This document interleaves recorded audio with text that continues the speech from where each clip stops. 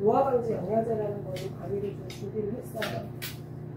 앞 강의가 굉장히 사실은 기본적인 강의라고 보시면 저는 그냥 재미있는 강의 가볍게 들어주시면 될 것 같고요. 우리가 안티에이징 마켓은 굉장히 성장률이 굉장히 높죠. 7.9% 정도 될 정도로 굉장히 관심들이 많고, 결국은 이제 인구의 고령화가 계속 되다 보니까 안티에이징 마켓은 굉장히 빠르게 성장을 하고 있는 현실입니다. 우리가 안티에이징이라고 하는 분야에 대해서는 굉장히 옛날부터 연구가 많이 됐어요. 그래서 아시는 것처럼 이 식이 제한하는 것들이 노화에 영향을 미친다거나, 그리고 한 10년 정도 전부터 메포민이라든지 이런 것들이 굉장히 많이 떴죠. NAD 같은 것도 이미 한 10년이 거의 된 것들인데 많은 노화에 대한 연구들이 일어나고 있습니다. 그럼에도 불구하고 우리가 참 안타까운 거는 노화에 대한 연구는 많이 일어나고 있는데 오히려 좀 살아가는 환경 자체가 우리를 또 가속 노화시키는 부분들이 있고요.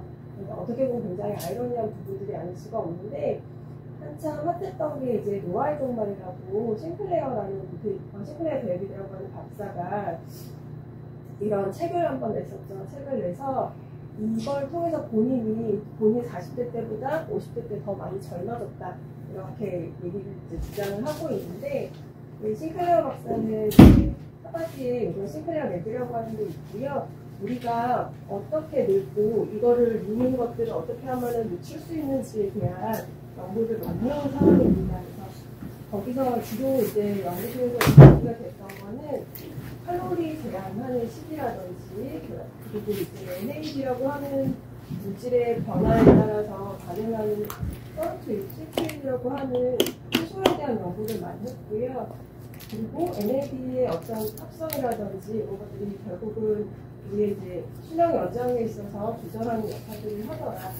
그런 부분들에 대해서 노화에 대한 어떤 티오리 같은 것들을 다 밝힌 것들이라고 보시면 될 것 같고 책을 읽어보시면 재미있어요. 전체적으로 그냥 심플하게 서머리를 내리면은 생존 대 번식이죠. 생물은 사실 다음 종과 세대를 위해서 이루어집니다.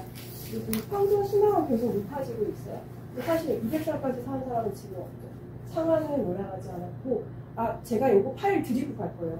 참 제가 그냥 편하게 보시면 돼요. 그리고 삶을 이제 우리가 늙어야만 한다는 생물학적 법칙 같은 건 없다는 거예요. 그러니까 종양 유전자는 있지만 노화 유전자라는 거는 없다. 그리고 노화 자체가 사실은 질병이고 치료할 수 있다. 그래서 노화는 질병이고 치료할 수 있고 극복할 수 있다라고 얘기하는 게 조금 센세이션했던 것 같아요.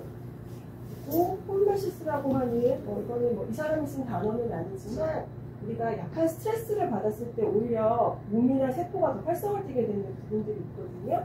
근데 노화에 영향을 미치는 많은 효소들이랑 유전자들이 우리가 생물학적 스트레스에 의해서 반응을 하고 활성화된다. 이런 것들을 밝혀낸 거라고 보시면 되겠습니다.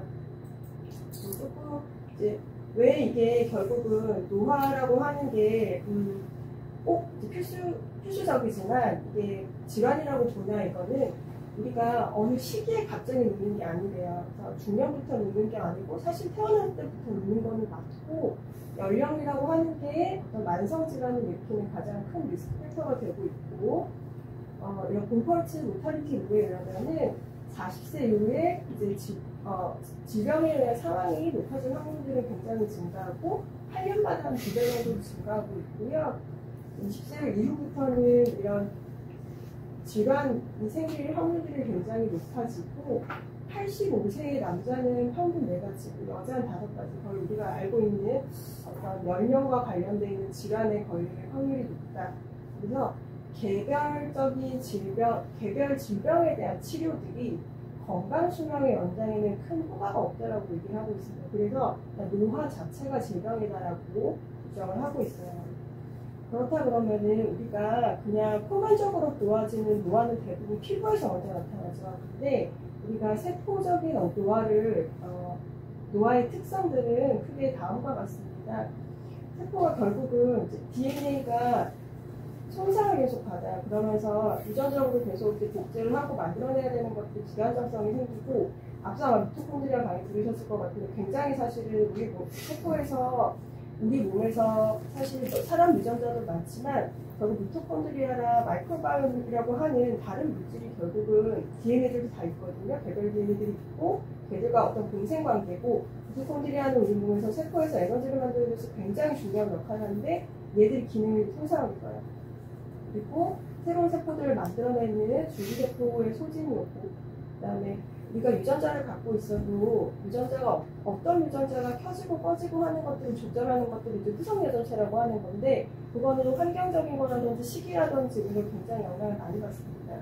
그런 변화라든지 단백질 항상성의 문제라든지 그리고 텔로미어도 계속 이제 염색체를 지키고 있는 골무 같은 애때 마모되죠. 그런 부분들이 있어서 이런 특징을 연구를 통해서 많이 밝혀낸 거고 해당되어 있는 어떤 유전적인 부분들은 이렇게 표기가 되어 있습니다.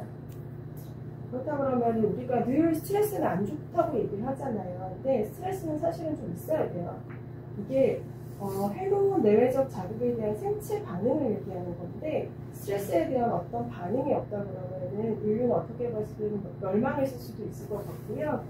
근데 이제 스트레스가 적당히 있어야 된다는 얘기인 거죠. 세포의 손상 없이 되게 장수 유전자를 활성화시킬 수 있는 스트레스를 싱클러 박사는 이렇게 얘기를 했습니다. 네 가지를 얘기를 했고 이걸 제가 하나씩 말씀드릴 건데 먼저 개념을 조금 아셔야 되는 게 호르메시스라고 하는 개념이 있습니다. 호르메시스는 자극하다, 촉진하다는 뜻의 그리스어고요. 간단하게 말씀드리면 우리가 독소와 약초는 한 뿌리에서 나온다고 하죠. 가벼운 스트레스나 독소는 오히려 몸에서 저항력이나 면역력을 키워줘서 건강에 도움이 됩니다. 근데 이게 닿을 때가 문제죠. 이로운 효과가 있는 범위를 넘어서면 문제가 된다는 얘기고 그런 걸 반증하는 예가 마라톤 오래 하신 분들, 선수들, 혼자분들 보면 좀 노화된 모습들이 보이잖아요. 결국은 과한 스트레스가 인체의 이런 산화하는 능력을 이제 넘어서는 스트레스가 집어지게 되면은 세포가 손상을 입는다는 거죠. 그래서 우리가 세포의 수명을 결정하는 어떻게 보면 텔로미어 같은 경우에도 적당한 스트레스, 우리가 예측된 스트레스에서는 괜찮아요. 적응을 잘 한단 말이었는데 갑자기 심한 스트레스라든지 뭔가 내 범위를 넘어선 스트레스가 되면은 짧아집니다. 애들이 크게 손상을 입게 되고 오히려 아무 변화가 없는 삶을 산다 그러면은 약간 실험실 쥐처럼 되거든요. 그래서 처음에 세포 손상 없이 장수분들을 활성시킬 수 있는 스트레스 중에 하나는 롱제비티 다이어트입니다. 시기가 굉장히 중요해요. 우리가 사실 생각해보면 먹는 걸로 다 만들어내잖아요. 세포가 돌아가는 환경이라든지. 그래서 음식이 굉장히 중요하다. 그리고 적게 먹는 거, 주기적으로. 우리가 배고플 때 사실 먹어야 되는데 늘 이제 좀 일정하게 먹죠. 그것도 사실은 세포한테는 뭔가 부담이 될 수 있다. 단식이 몸에 휴식을 준다는 개념을 이제 아시면 될 것 같고, 그리고 채식주의자가 육식하시는 분들보다는 심혈관 질환 자체가 낮은 이유는 뭔가 처리해야 될 것들이 좀 적거든요. 부산물들이 좀 덜 나오기 때문에 그런 부분도 있고, 열량도 적고, 폴리페놀의 섭취량이 늘어서 가능성이 있다고 보시면 될 것 같고, 결국은 우리 몸은 에너지를 만들기 위해서 뉴트리션이 필요한데, 영양이 필요한데, 에너지를 만들면 늘 부선물로 산화 스트레스라고 하는 게 생겨요. 찌꺼기들이 생기거든요. 그런 찌꺼기들을 줄여주는 역할이라고 보시면 될 것 같고, 그래서 식이 제한, 칼로리 제한을 하거나 단식을 하게 되면 분자적으로 이런 AMPK나 엔토르, 시르트린, 효소나 유전자의 발현에 영향을 미치게 되고요. 결국은 이제 우리 혈압이라든지 염증의 마커라든지 이런 것들을 줄여주게 되고 이것들이 결국은 노화를 방지해주는 역할들을 한다라고 많은 연구가 나와 있습니다. 그래서 노화에 있어서 가장 중요하게 보실 게 결국은 AMPK라고 하는 것과 시르트린이라고 하는 걸 보시면 되는데 우리가 칼로리를 이제 조절을 하게 되면 제한을 하게 되면은 미토콘드리아가 일을 좀 덜 하게 돼요. 얘가 부담이 좀 적어져요. 부담이 적어지면은 몸에 있어서 이 에너지 분자라고 보시면 될 것 같은데 AMP, ATP의 비율이라든지 NAD라고 하는 것들이 농도가 높아지게 됩니다. 그러면서 AMPK는 mTOR이라고 하는 애를 막아요. 얘를 막게 되면 어떤 일이 일어나느냐, 우리 몸에서 자가포식이라고 해서 찌꺼기라든지 이런 소기관들을 분해를 했어요. 그러니까 재활용을, 리사이클링을 하는 것들이 생기고, 그리고 다른 거에 이제 에너지를 많이 뺏기지 않다 보니까 DNA, 손상받은 DNA나 이런 것들을 복구할 수 있는 데 이제 시간을 쓰게 되고, 그러니까 말 그대로 세포의 퀄리티 컨트롤이 돼요. 문제 있는 애들을 빨리빨리 걸을 수가 있어지고, 그러면서 디펜스 능력이 높아지게 되는 거고, 시루토닌 같은 경우에는 뒤에서 좀 더 말씀드리겠지만 결국은 세포의 어떤 발현과 주기를 조절하게 되고 NF-kappa나 이런 이제 염증과 관련돼 있는 그런 부분들을 조절을 하게 돼서 가장 크게는 이런 이제 mTOR랑 시루토닌, AMPK랑 시루토닌 정도는 아셔야 된다. 그리고 이 부분은 제가 그냥 간단하게 넣은 거예요. 왜냐하면 뒤에 강의가 또 있으세요. 이 부분에 대해서 굉장히 자세하게 말씀해 주실 분이 있어서 그때 이제 교수님 강의 들으면서 저런 게 있었지 정도만 기억을 하시면 될 것 같고, 그래서 이 칼로리 리스트릭션의 역할을 하는 미토콘드리아 버든을 줄여주는 애가 메포민에서 한참 떴었죠. 당뇨 환자가 아니어도 메포민 처방받을 수 있잖아요. 그리고 mTOR을 억제하는 거는 라파마이신이라고 하는 약이 있습니다. 그리고 시루토닌을 자극하는 이제 활성을 높여주는 아이들로 스퍼미딘, 아스피린도 이제 항암 목적으로 많이 복용했었죠. 아래에 폴리페놀 계열들이 있습니다. 다음은 이제 운동하는 거예요. 운동도 앞서 제가 스트레스가 소량으로 있으면 몸에 오히려 도움이 준다고 했잖아요. 운동은 사실 몸의 스트레스, 몸에 약간 스트레스를 주는 활동이고, 이게 결국은 이제 NAD라고 하는 것들을 높여서 생존의 회로를 활성화하게 됩니다. 그래서 우리가 운동을 하시게 되면은 조금 더 이제 장수에 관련해서 조금 더 신경을 쓰겠다 그러시면은 고강도 인터벌 트레이닝이 더 좋다고 해요. 이게 그러니까 몸에 약간 저산소증을 유도를 해서 오히려 몸을 약간 깨우는 역할을 하거든요. 호르몬틱 스트레스로 작용을 하기 때문에 고강도 인터벌 트레이닝을 권장을 하고 있고, 그리고 몸을 차갑게 하는 부분이 심부 체온을 낮추게 되는 건 결국은 열량제한, 내 세포가 뭔가 에너지를 함부로 이렇게 막 내뱉지 않는 환경이 되는 거거든요. 그러면서 오히려 갈색지방 속에 이제 미토콘드리아를 활성화시켜서 이런 유전자를 장수유전자를 활성화시킬 수 있는 그런 부분을 보고 있습니다. 그래서 운동은 결국은 운동과 이런 차가운 것에 노출이 되면은 우리가 요즘은 나와 있는 게 근육 속에 있는 근육이 분비를 활성화시키거나 분비하는 마이오카인이라고 하는 것들 중에 이리신이라고 하는 거 있어요. 이리신이 결국 혈중에서 돌면서 지방세포에서 지방세포의 이제 미토콘드리아를 활성화시키는데 그런 부분들이 건강에 결국 이점을 나타내게 된다라고 보시면 될 것 같고,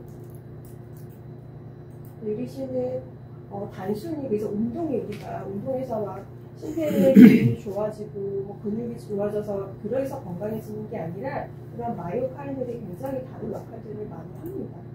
지방세포의 대사에 있어서도 영향을 미치고, 예를 들면 이제 뼈의 생성에 있어서도 영향을 미치고, 면역계에서도 이제 활성산소나 이런 부분을 낮춰줄 효과가 있기 때문에 다양한 것들은 이제 근육 자체의 문제가 아니라 근육이 방출시키는 이런 마이오카인에 들어간다.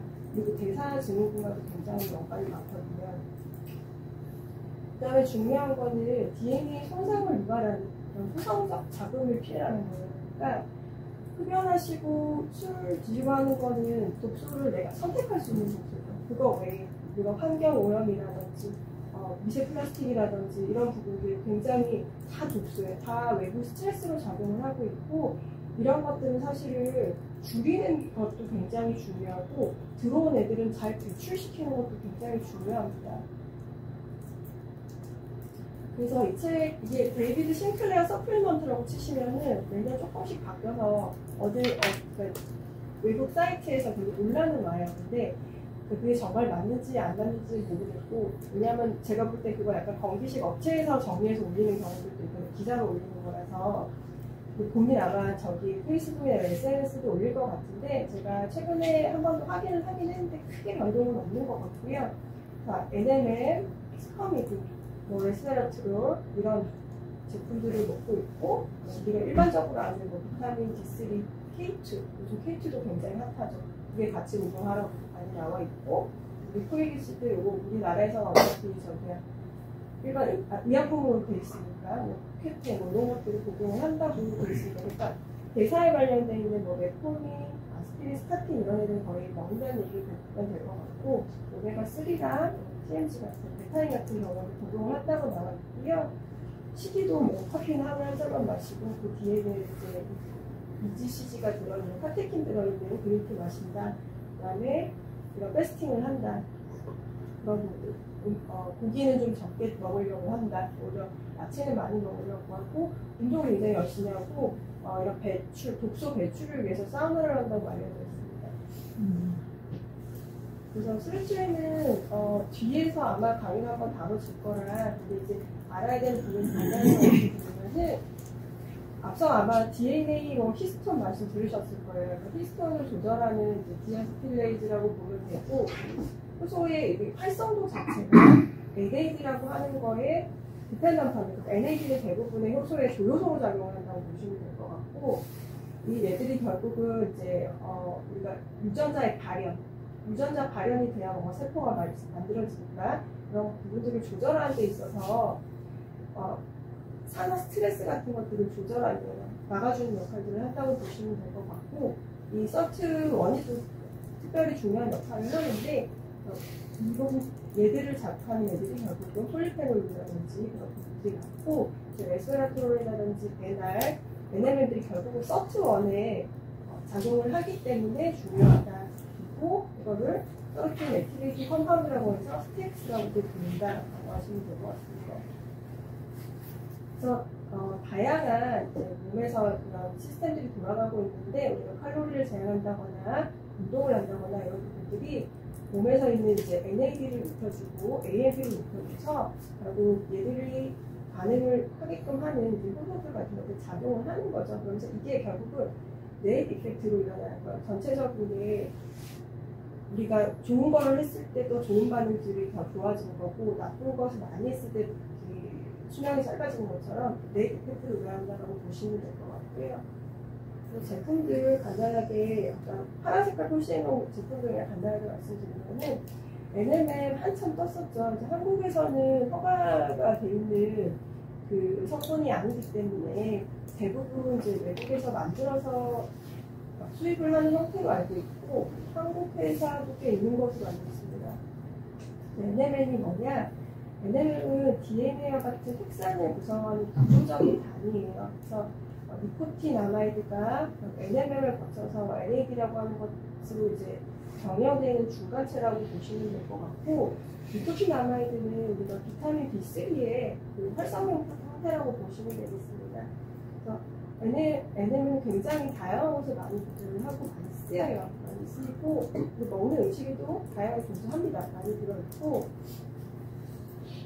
근데 이제 NAD가 아까 NMN에서 NAD가 만들어진 게 중요해서 그래서 나드가 굉장히 한참 떴었죠. 나드가 떴었는데 나드가 결국은 이런 다양한 그 산화 이런 효소들의 이런 코팩터로 작용을 하기 때문에 그 세포의 어떤 사망이라든지 에이징, 유전자 발현에서도 중요한 역할들을 하고 있고 몸에서도 확성이 됩니다.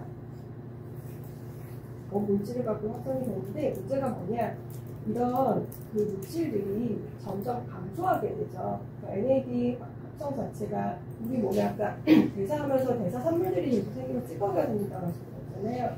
그래서 결국 에이징을 우리가 대사성 노화라고도 하고 인플라메이션이라고 하는 염증성 노화라고도 하거든요. 그런 염증들이 계속 생기고 산화 스트레스에 의해서 이 NAD가 감소하게 되고 NAD가 감소하면 결국은 얘들과 영향을 받는 다양한 효소들, 지방에서 발현되어 있는 애들, 유전자 발현을 조절하는 애들, 유전자의 주기를 조절하는 이런 애들의 영향을 받아서 결국은 에이징이 진행이 된다. 그래서 NAD를 보충을 하면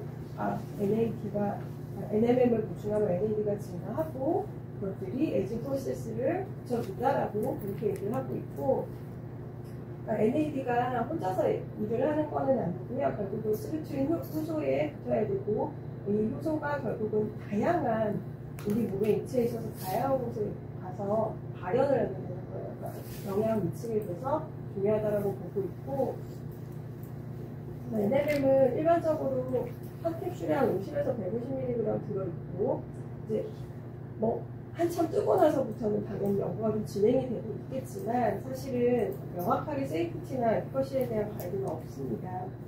그래서 장기적으로 이걸 복용했을 때 내지는 NAD가 많이 생성됐을 때 어떤 문제를 일으키는지에 대해서는 아직 크게 밝혀진 바는 없고요. 그리고 우리가 비타민 B3는 사실은 더 이전부터 많이 먹어왔잖아요. 그리고 포시나마이드는 분명하게 이렇게 명시되어 있는 이런 부작용들이 있습니다. 그래서 그거에 준해서 발생할 수 있을 거라고 생각을 하고 있고, 이게 좀 재밌어요. 그 나이아신 같은 비타민 B3 우리도 나이아신이라고 부르거든요. 그들이 남아있더라고 부르고, 이게 파킨슨을 일으킨다고도 하고, 근데 또 NMM을 복용을 시켜봤더니 파킨슨을 좋아지는 데 있어서 효과를 보인다고 해서 사실은 좀 디베이트가 많은 부분입니다. 국내에서는 주사 제품이 NMM 나드는 어차피 그 허가가 안 되는 품목이라 나이아신이 B3가 허가를 받은 게 하나 있어요.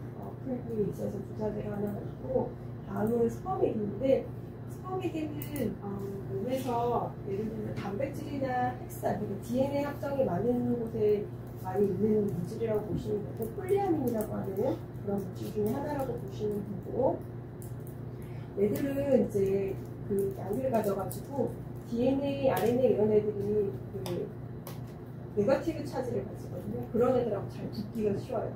잘 붙기가 쉬워서 DNA의 어떤 안정성이라든지 세포의 성장이라든지 이런 걸 작용을 한다고 보시면 될 것 같고, 이 스퍼미딘도 조절되는 게 이제 몸에서 그 굉장히 타이트하게 일어나고, 문제는 폴리아민 자체에 합성하는 것도 나이가 들면서 줄어든다. 그러니까 결국 부족한 거는 보충한다는 의미에서 건기식 시장이 계속 커지는 거죠.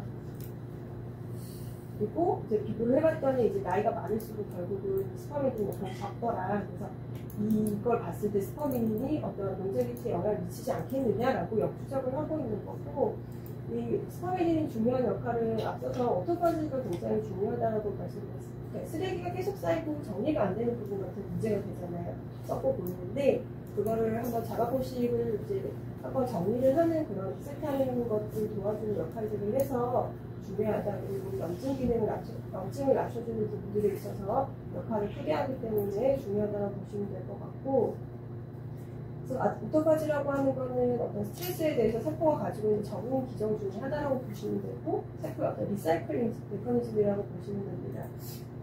그리고 이런 항염증은 굉장히 중요하다고 말씀드렸고, 그리고 스퍼미딘이 좀 재밌는 게 이 패티시드, 그러니까 지방이 사실은 지방도 노화에 있어서 굉장히 중요하거든요. 그래서 콜레스테롤을 낮추기만 하는 게 정말 좋은 일인가 조금 고민이긴 한데, 이런 리피드의 변화가 나이가 들면서 일어나는데 그거를 조절을 해주고, 중요한 건 세포막을 다 싸고 있는 것들이 지질이란 말이에요. 그런 것들을 조절을 해줘서 시그널링이라든지 이런 거에 영향을 미칩니다. 그리고 세포의 브루스어데스 사망에 영향을 미치고, 우리가 이런 다양한 레스베라트롤, 크레세틴 앞서서 이제 서투인을 이제 같이 자극을 하는 서투인 액티베이팅 컴파운드를 또 얘기를 할 때 이종 호메시스라고 해요. 그러니까 이건 포도가 스트레스를 많이 받을 때 생성을 하거든요. 근데 이게 우리 몸에 와서는 좋은 역할을 하잖아요. 그래서 포도는 인간하고 이종인데 호르메시스에 영향을 미친다. 그래서 이종 호르메시스라고 하는데 폴리페놀 계열 중에 하나라고 보시면 될 것 같고, 폴리페놀 굉장히 다양해요. 식물에서 발견되는 방향도 같은 화합물의 일종이고 페놀기를 갖고 있어요. 그게 특성이고, 그래서 중요한 역할은 결국은 항산화 작용을 한다는 얘기는 활성산소나 활성질소나 이런 기구들이 굉장히 몸에서 많이 만들어지는데, 걔들을 이제 DNA나 이런 것들을 손상을 입히지 않게 얘들이 항산화 작용을 한다라고 보시면 될 것 같고, 메틸필레이션 같은 것들도 드러나는 거라고 보시면 되고, 결국 아까 말씀드린 것처럼 설트의 액티베이팅 작용해서 결국 이 설트1이라고 하는 것들이 PPAR이라든지 TNF-알파 결국은 다 이제 유전자 발현에 애들이 영향을 미친다라고 보시면 돼요. 그래서 레스베라토를 보시면은 이제 한참 그 프렌치 패러독스라고 해서 프랑스 사람들이 생각보다 그 코로나 지방을 굉장히 많이 먹거든요.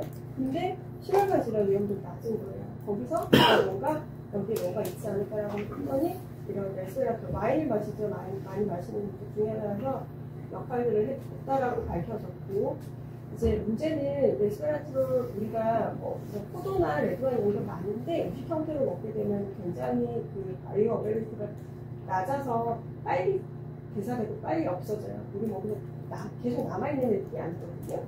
얘들은 항산화 작용을 하고 항염 작용을 하고 라고 보시면 될 것 같고, 면역과도 굉장히 연관이 많고, 다양한 연구들이 이제 임상 연구들이 일어나 있습니다. 그래서 뭐 당뇨라든지 대사에도 영향을 미치고, 지방간도 결국은 대사성이기도 하지만 염증성 질환이거든요. 그런 부분들이 있어서 효과가 있었다라는 이런 임상 연구들이 많이 나와 있고, 폴리페놀 중에도 아까 퀘르세틴 복용한다고 했었는데, 퀘르세틴도 외국에서 그 퍼셔널 푸드 이런 전시회 가면 굉장히 많이 나와요. 제품들 잘 많이 나와 있고, 우리가 과일 먹고 채소 먹으라고 하는 것들이 결국은 이런 폴리페놀을 많이 갖고 있어서인데, 식물들은 움직일 수가 없잖아요. 햇빛이 많이 세건 동물이 와서 뜯어먹을 거 그럴 수가 없죠. 그래서 본인을 보호하기 위한 기전을 갖고 있는 거거든요. 폴리페놀이라고 하는 게. 그런 걸 보시면 되는데, 얘도 솔루빌리티가 낮아요. 그리고 몸에서 잘 빨리 분해되고 반응이 굉장히 짧다라고 보시면 되고, 문제는 약간 포텐셜한 톡식 이펙트가 있을 수 있다고 알려져 있습니다.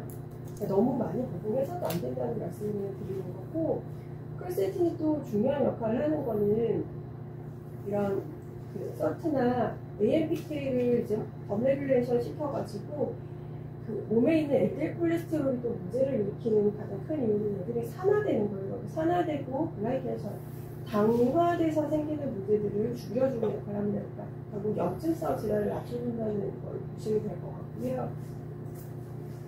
퀘르세틴도 아까 플라보노이드 계열 중에 하나고, 항암 그리고 심혈관 질환에 좋은 효과를 가진다, 안티인플라메이토리 효과를 가진다라고 알려져 있습니다. 그리고 칼로리 리스트릭션과 거의 유사한 어떤 액팅을 보인다라고 알려져 있습니다. 그래서 이것도 그냥 임상 연구 그냥 이루어지고 있는 것들에 대해서 그냥 간단하게 말씀드렸고, 다음은 이제 리포익 애시드 말씀드릴 건데, 우리가 신데렐라 주사라고 하죠. 그래서 치옥트산이라고도 알려졌고, 한국에서는 이제 당뇨법 보조 치료제라고 해서 아예 의약품으로 되어 있지만, 이제 외국에서는 그냥 동기신을 살 수가 있거든요. 중요한 게 이제 그 서파, 그 황을 가지고 있어요. 황을 가지고 있어서 다른 것들을 이제 조절하는 데 있어서 중요한 역할을 하고, 해독에도 굉장히 많이 쓰이고, 보시면 될 것 같고, 뒤에는 좀 꺼내놓고, 이게 물질들이 혈중에 그냥 혼자서 다니는 폼도 있고요. 단백질에 대부분 많이 붙어 다니거든요. 그래서 단백질이 붙어 있지 않는 애들은 예를 들면 아까 TCA 사이클 공부하셨을 텐데, 그런 TCA 사이클에도 이용이 되고, 핵산을 만드는 데 있어서 얘가 사용이 됩니다. 그리고 리포이시드가 중요한 거는 우리 몸은 항산화 시스템 다 갖고 있어요. 아까 찌꺼기 늘 발생이 되기 때문에 프로텍션을 가지고 있는데, 그 중에 하나의 물질이라고 보시면 될 것 같고, 그 글루타치온 굉장히 중요한 항산화 물질을 또 도와주는 역할을 합니다. 우리가 항산화 네트워크라고 해서 항산화제 하나가 혼자서 돌아다니잖아요. 얘도 산화됐다고 하나 되고 산화됐다고 하나 되는데, 그런 것들이 같이 네트워크를 이루고 있다고 보시면 될 것 같고, 그 중에서도 굉장히 중요한 역할을 하고 있다고 보면 될 것 같고, 우리가 중금속 같은 것들을 빼내기 위해서는 뭔가 양전이나 이런 것들이 붙어가지고 빼내야 되거든요. 그런 메탈킬레이션 같은 역할도 하고, 다른 아까 말씀드린 것처럼 우리가 당뇨병이나 이런 것들을 세포의 어떤 그 세포의 당을 잘 쓰게끔, 세포가 당을 들어가야 쓰게 되는데, 그런 것들을 도와주는 역할을 합니다. 그래서 우리가 치료 목적으로 쓸 때는 결국은 당의 어떤 활용도를 높여주고, 그다음에 세포, 혈관의 내피의 어떤 활성을 도와주게 되고, 그래서 당뇨 질환에 있어서 결국 혈중에 당이 많으면은 혈관이랑 신경들이 손상을 했거든요.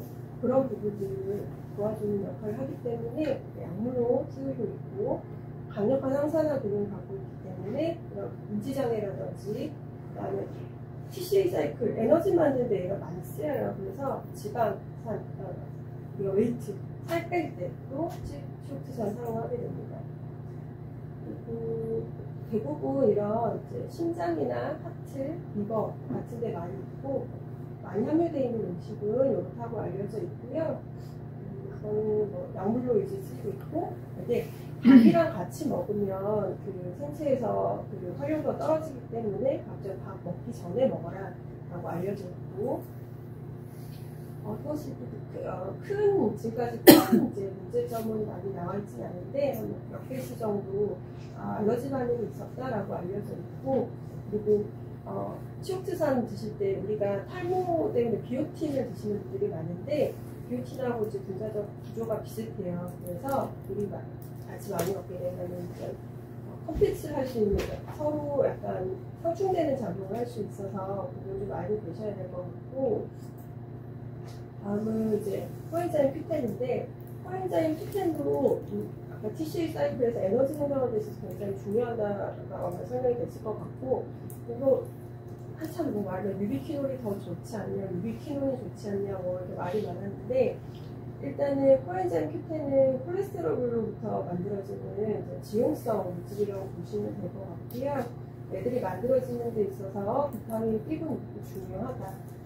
그리고 미토콘드리아에서 에너지 만들어내는 데 있어서 전자전달계 단계에서 굉장히 중요한 애라고 보시면 되고, 그리고 그 외에도 이런 미소조말, 그러니까 뭔가 제거하는 역할들도 하고요. 그리고 항산화 역할들도 해서 결국 이런 세포막을 보호하고 DNA를 보호하는 역할들을 합니다. 이것도 코엔자임 Q10도 몸에서 점점 줄어들어요. 콜레스테롤 그 지방대사도 변화가 일어나기 때문에 코엔자임 Q10도 점점 줄어듭니다. 그리고 나이가 들수록 또 우리가 무지혈증 약 복용하시게 되는 경우들이 많아서 줄어듭니다. 일반적으로 한 30에서 100mg 복용하라고 되어 있는데, 건기식 사이트 가면 200mg도 있고 굉장히 고함량도 많고요. 그리고 패스오블록을 하기 때문에 이제 음식, 지방이 든 음식이랑 같이 복용하시는 게 좋다, 도움이 된다라고 알려져 있고, 큰 문제는 없는데 고용량 복용했을 때 뭐 속이 좀 안 좋다거나 이런 위장 장애가 일으킬 수 있다고 해서 분복을 하라고 되어 있습니다. 그래서 우리가 스타틴이라고 하는 계열의 그 콜레스테롤을 낮추는, LDL 콜레스테롤을 낮추는 약물들을 많이 복용을 하게 되는데, 제가 이제 이 콜레스테롤을 막는 중에 유비퀴놀로 가는 경로까지 차단을 하기 때문에 우리가 근육이라든지 이런 그 세포의 에너지를 만드는 데 있어서 필요한 컴퓨텐이 충분치가 못해서 뭐 이제 문제들이 생긴다라고 얘기는 하고 있는데, 그런 가능성도 있고, 사실 유비퀴놀은 이제 프리폼으로 다니는 건 아니어서 그거는 큰 상관이 없다고 디베이트가 있긴 한 것 같아요. 그래서 지금 제가 영양제 굉장히 여러 가지 말씀을 드렸는데, 이 영양제를 복용을 한다고 해서 이 세포의 노화의 특성에 있어서 어떤 게 해결이 되나요? 어떤 게 해결이 됐을까요? 영양제를, 항노화 영양제를 말씀을 드렸는데, 제가 아까 노화의 특성에 대해서 말씀드렸잖아요. 세포 노화, 셀룰라 에이징이라고 하는 거에 있어서 저런 영양제를 복용하면 어떤 부분이 해결이 있을까요? 그거 좀 조절이 될 수 있죠. 그 다음에 염증도 좀 조절이 될 수 있죠. 아까 항염 작용하는 애들도 있다고 했으니까. 미토콘드리아 디스펑션에도 도움이 될 수 있죠. 미토콘드리아 있으니까. 그리고 뭐 이런 것들 통해서 결국 인터빌리티도 조절이 될 수 있을 것 같아요. 근데 이게 영양제를 복용을 한다고 정말 그러면 믿지 않을 것인가? 그 얘기는 아니죠. 근데 한번 저게 떴을 때 다들 너무 센세이션하게 일어나서 중요해요. 영양제도 결국은 식이고 우리가 먹는 걸로부터 다 만들어내기 때문에 중요하지만 항노화 영양제가 모든 것을 다 해결하지는 못한다. 그 말씀을 드리고 싶었고, 왜냐하면은 우리가 결국은 호르몬, 생리 활성화제는 굉장히 중요한 물질이죠. 호르몬도 다 해결을 한 것도 아니고 얘들도 이제 나이 따라서 변하는데 그 외에 미토콘드리아 제일 기본적으로 중요하게 얘들이 대사가 잘 돌아가기 위해서 필요로 하는 많은 영양소들도 있고 그 다음에 마이크로바이옴은 어떤가요? 마이크로바이옴도 굉장히 사실 우리 몸에서 큰 역할들을 하는데 이런 부분들이 다 해결된 건 아니라는 거예요. 그래서 한국 분들 그냥 특징인 것 같아요. 약간 좀 뭔가 하나로 다 하고 싶어요. 진료를 봐도 뭔가 환자분들 보면은 검사를 통해서 본인한테 부족한 거가 뭔지, 과한 건 뭔지, 뭐 문제는 이렇게 체계적으로 봐야 되는데 뭔가 하나로 다 해결하고 싶어요. 그게 좀 저는 안타깝더라고요. 그래서 우리 몸은 하나로 좋아지지 않는다. 다양한 것들이 있고 우선순위를 정하는 부분들은 사실 고민을 해봐야 돼요.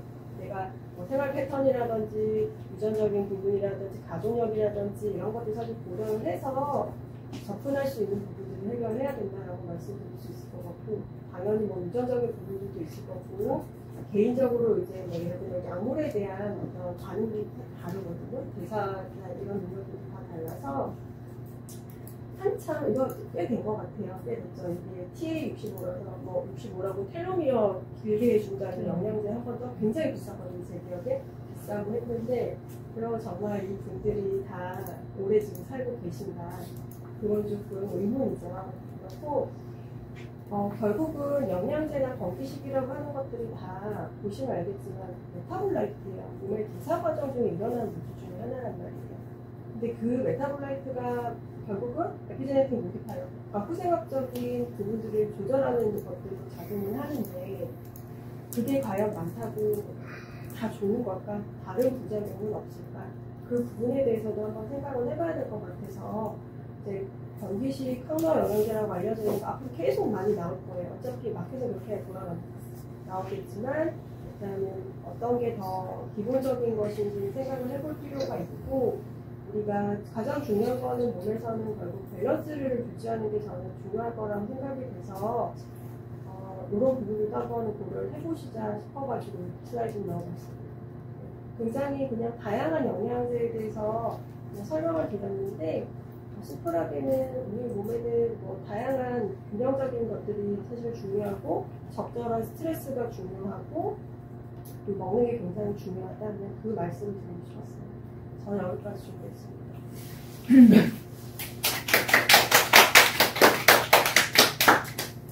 네, 질문 있으시면 좀 혹시 주시죠.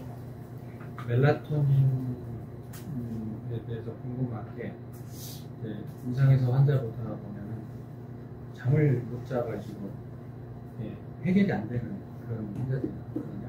잠을 자야 되는데 이 환자가 수면 유도제 의존하다 보면 이게 악순환에 빠지게 돼요. 그래서 멜라토닌을 떠올리게 되는데 멜라토닌은 그냥 보면 우리 몸에서 자생적으로 나오는 호르몬이라고 생각하고 제한 없이 먹어도 되는 걸 어떻게 사용하면 좋을까요? 멜라토닌도 이제 결국 부족해서 보충을 하는 용도라고 생각하면 어느 정도 쓰고 적당히 빼야 되는 시간이 있을 것 같아요. 많이 쓰는 게 중요한 건 아니고 환자분들 그 말씀하세요.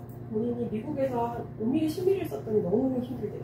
근데 한국에서 2mm짜리가 지금 나와 있잖아요. 그걸 먹을 때도 괜찮대요. 그러니까 본인한테 또 맞는 영양도 있고요. 저희가 멜라토닌을 농도를 측정하진 않으니까 알 수는 없고 본인한테 맞는 영양은 있고 멜라토닌은 결국은 우리 몸에서 만들어야 되는데 중요한 게 낮에 해를 충분히 쐬는 활동을 해야 되는데 그러지 못하잖아요. 요즘 대부분 이제 해를 못 쐬는 환경이잖아요. 그런 부분들도 봐야 되고 질문이 멜라토닌을 많이 쓰는 거에 대해서 제한 없이 환자들한테 꺼내도 이런 거는 멜라토닌을 이런 분들은 조심해야 된다든지 이런 게 있을까요? 그래서 멜라토닌은 우리 몸에서 만들어지는 거니까 사실 크게 금기사항은 없으실 것 같고요. 근데 생활 패턴을 봐서 이분이 정말 멜라토닌이 부족해서 생기는 문제인지 다른 문제인지는 조금 봐야 되고 그런 부분을 좀 확인을 하시고 그런 분들 많거든요. 자기 커피를 하루에 3-4잔씩 마시면 잠을 못 잔다고 하면 커피 뜨고 되잖아요. 근데 그런 거를 인식을 못 하시는 분들이 많거든요. 아 나는 커피 뭘 먹어 잘 자. 그 말이 안 되는 거죠. 그런 것도 좀 살펴주시고 이분한테 적합한지는 좀 봐야 돼요. 그리고 다른 문제가 있지 않는지. 교감신경 막 떠 있어도 잘 못 자거든요. 근데 그걸 막 멜라토닌 내리다 잠이 오지 않아요. 이런 부분들을 좀 살피시면 될 것 같아요. 우리 병원장님은 영양제 뭐 드세요? 저는 유전자 그 검사가 있어요. 거기서 내가 부족할 수 있는 그런 영양소들을 볼 수 있는 거가 있고요.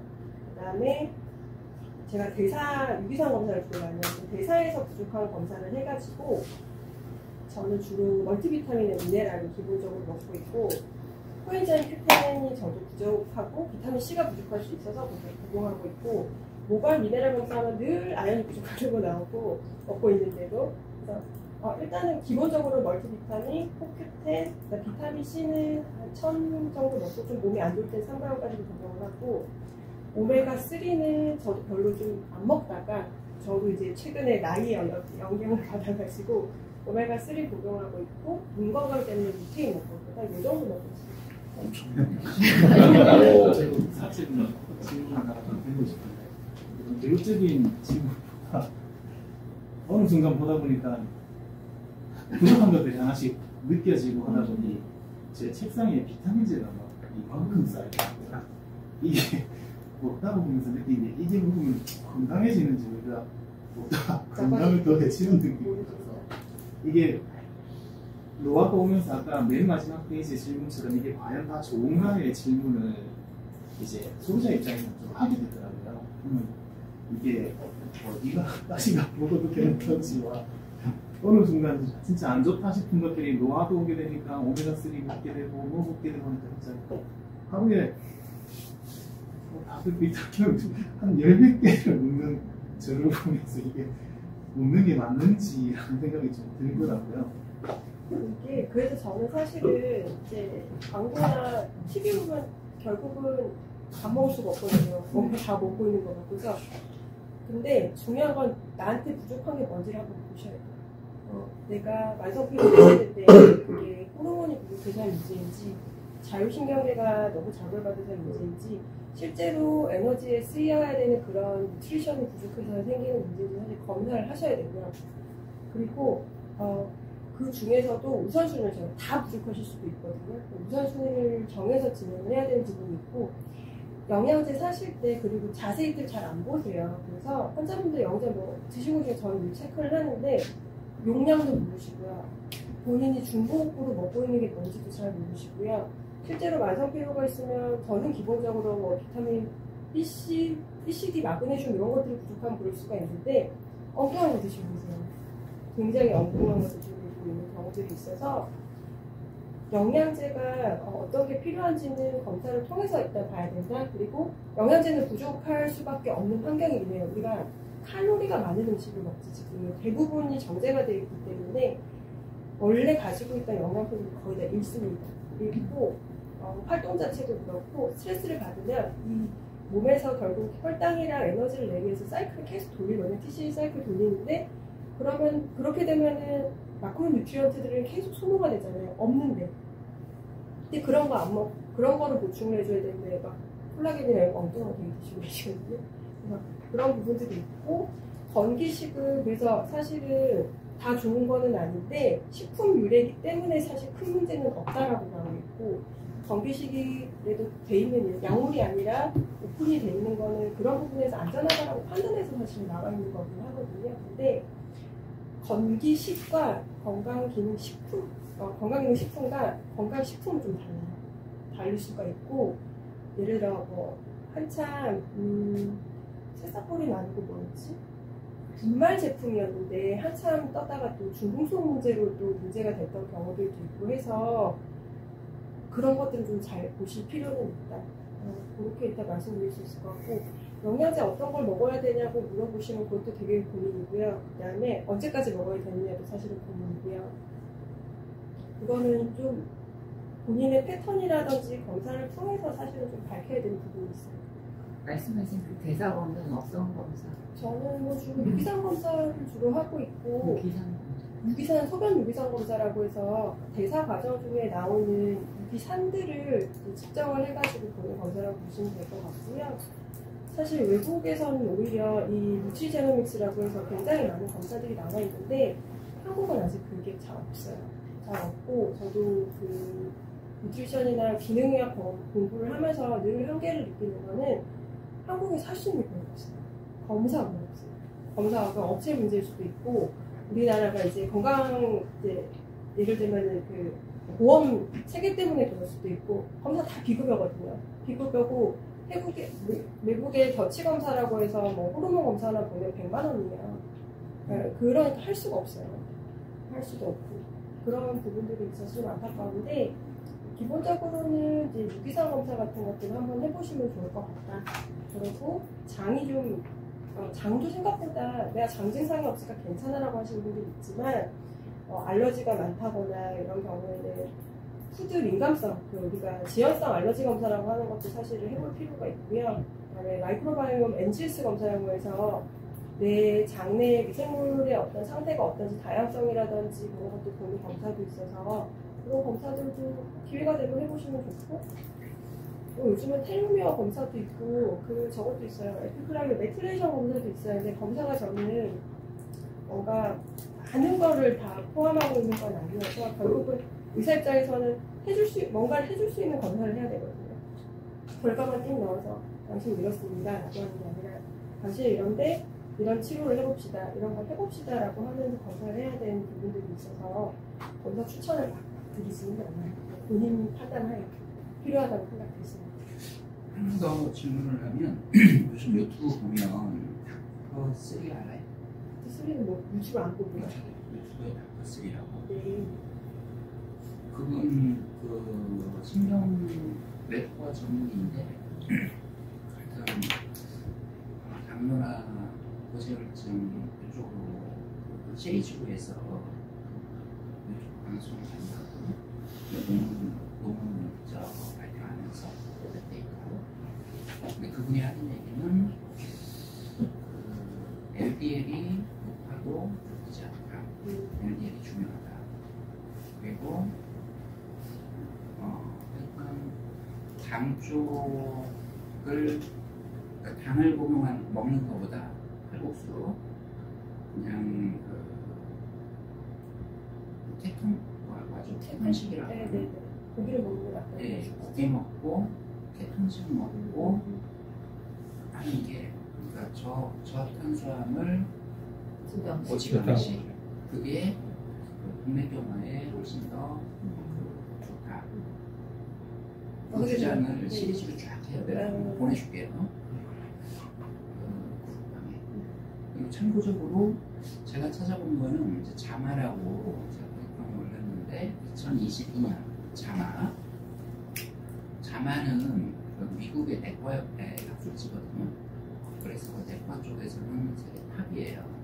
그 SCI-급이 그리고 이제 뉴 잉글랜드 저널 메디신 영국에서 나오는 두 개가 자마 쪽은 그렇게 추천은 안 하는 것 같은데 여기 필요한 거는 찾아서 해야겠지만 그건 제가 그것만을 올려놨습니다. 논문 그리고 그래서 그 닥터3가 그러니까 지금 이제 그 자마 쪽은 뭐 이런 NAD 뭐 요즘 나오는 퀘르세틴 이런 거에 대한 얘기는 거의 없고요. 기존에 뭐 비타민 A, 뭐 베타카로텐 이런 쪽은 안 좋은 쪽으로 좀 많이 얘기가 되거든요.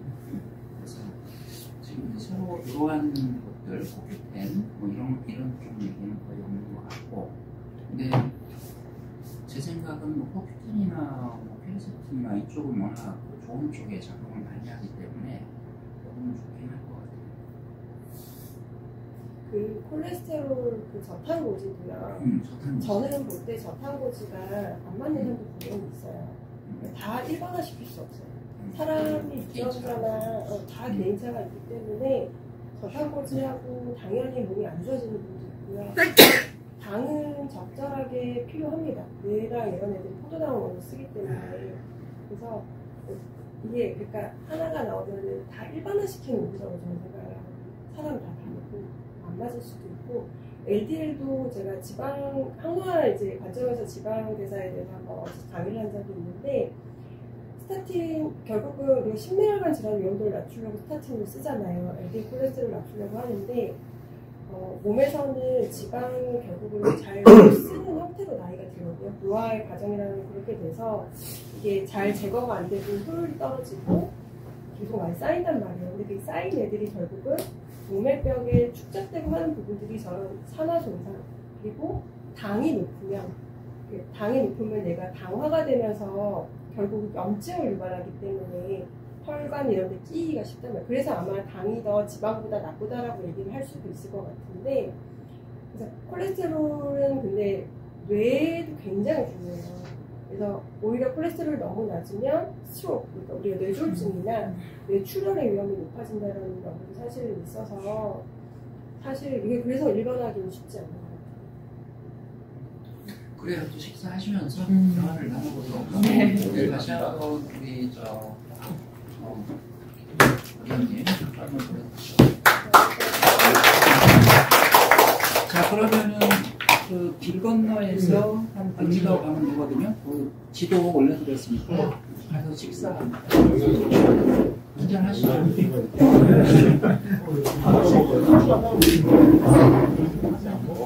그리고 그 건식 건강기능식품에 그 검사를 하거나 영양제를 처방받으실 분은 진료를 보시고 받으세요.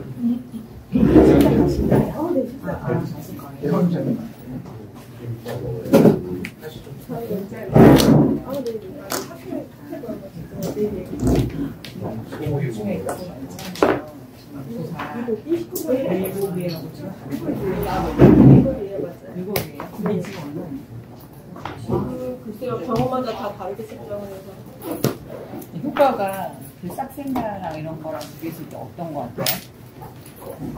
데이터 봐야죠.